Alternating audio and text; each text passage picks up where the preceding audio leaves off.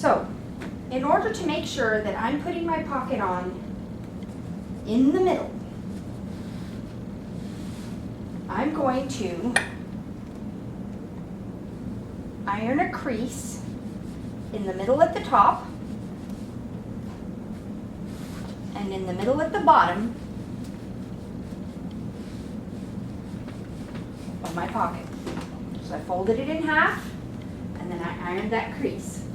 And now I'm going to do the same with my body, my front. Now, in this pattern, the front and the back are both the same. So I'm going to add a crease here at the bottom and here at the top so that I have my halfway part marked. Now, with the halfway marks made, I can lay my pocket on and be confident that I'm not getting it on crookedly. I will match up the crease on the pocket to the crease on the body. Same here. And now I will tuck this under once and I will pin this in place. Top is pinned down. I'm going to make sure my crease matches down here, and I'm going to pin my bottom down.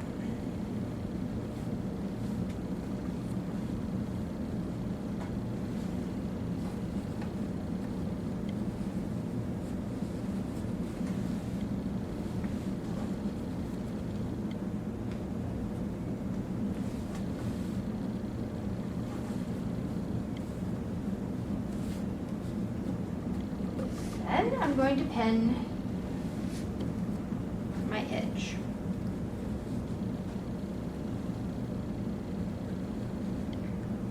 And now it's time to sew the pocket on.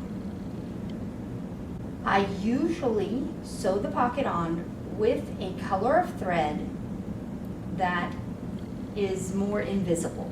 So in this case, I would pick a dark purple thread.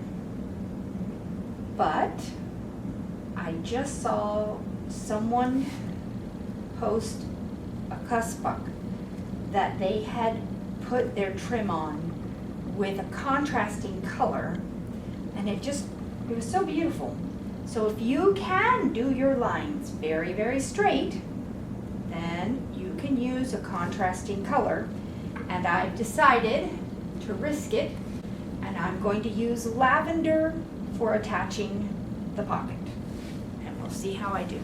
Okay, I'm going to start here at the top, and I'm going to sew fairly close to the edge.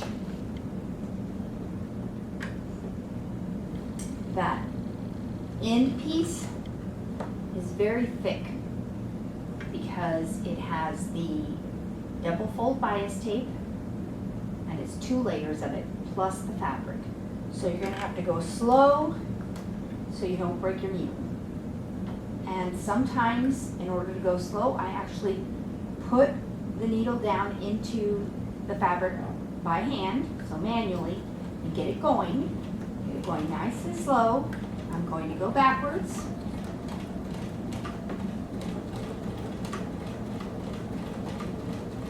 Remembering that I'm using a contrasting thread, so I want this to look nice. I'm going to try to stay the exact same distance from the edge.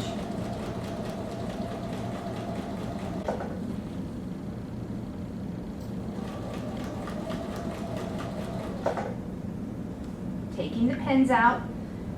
You can run over them, but I don't like to. So I'm taking them out before I get to them.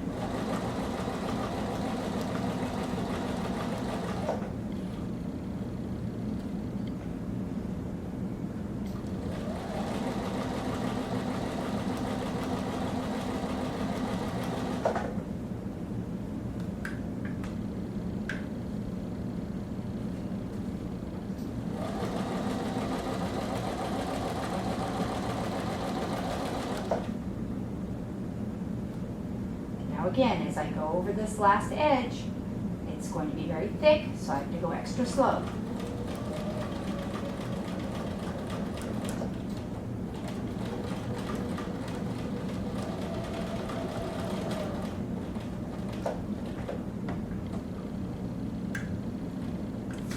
going over a thick edge like that too, it's very important that you are not pushing the fabric, pushing or pulling the fabric at all, because that's when you break a needle.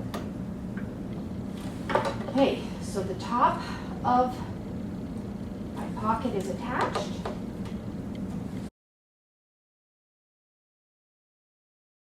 I'm going to take off all my little threads, so the threads from the back,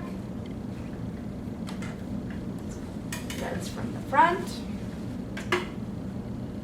So now I'm going to start here on this side of the pocket. And now I need to tuck under that piece of bias tape.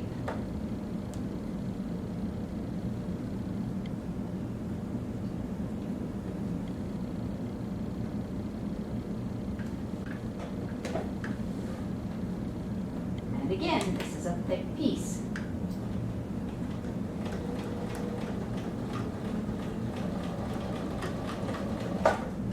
Okay, before I get to this other piece, I'm going to tuck it under, because if I get too close to it, then it's going to be hard to tuck under. So right now, I can stick my finger in through that hole. It's plenty big enough. I'm not too close to the needle, and I want to make sure I tuck it under really well. None of it's slipping out.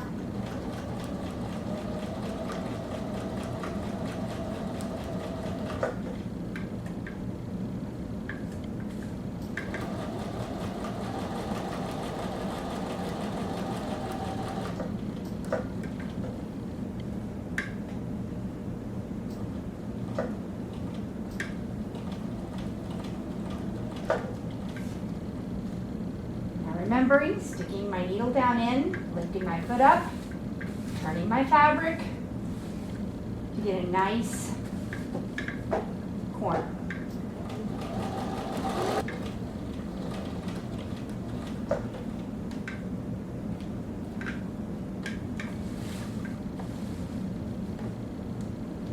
You always want to have a nice straight line, but in this case where I'm using a contrasting color of thread, it was extra important to make sure that my line is nice and neat.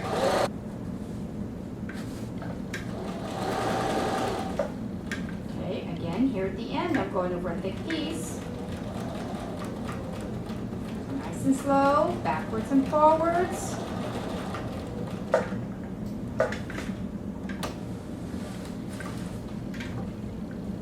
The pocket is now attached to the bottom.